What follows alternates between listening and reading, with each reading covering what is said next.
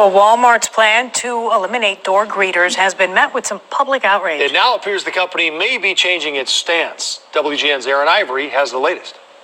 The criticism has been swift and harsh, primarily because many of those door greeters are differently abled, making a new job hunt considerably more daunting.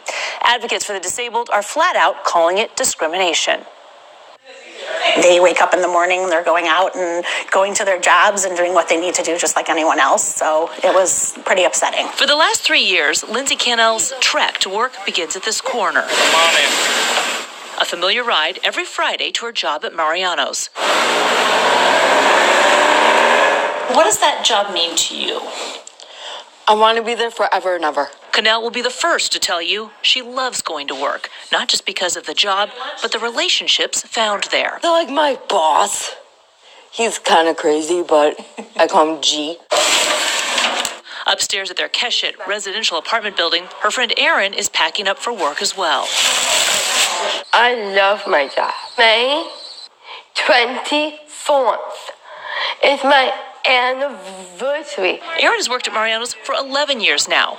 So long, she feels it's part of her identity. They know me, and that's family.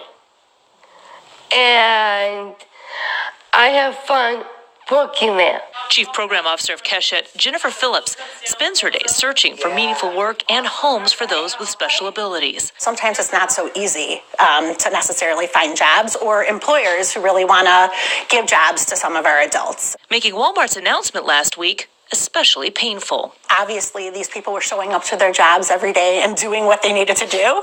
And just because they were considered having special needs, they were let go from their jobs. Pretty upsetting. The backlash only intensifying with each passing day. Even celebrities like Marlee Matlin weighing in with this tweet. My goodness, Walmart, this isn't right. Many of your employees with disabilities are leading productive lives. Now you're taking it away? Last night, Walmart CEO Greg Ferrand sent this memo to store managers in light of the heavy criticism.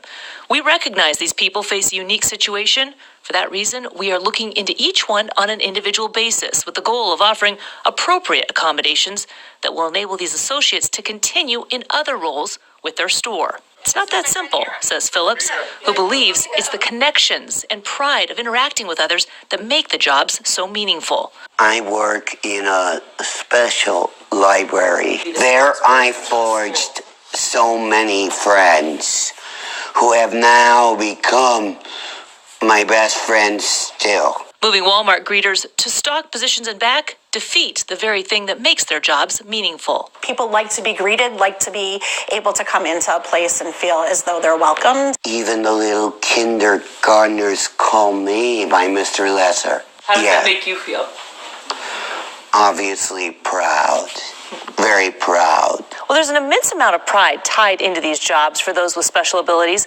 Walmart initially told greeters they would have 60 days to land other jobs, but now they've softened their stance, extending the deadline indefinitely. So what does that mean for those store greeters? No one's really sure, but Walmart hasn't wavered with their plan to cut the smiling face at the front door at roughly 1,000 stores around the country by late spring. Aaron Ivory, WGN News.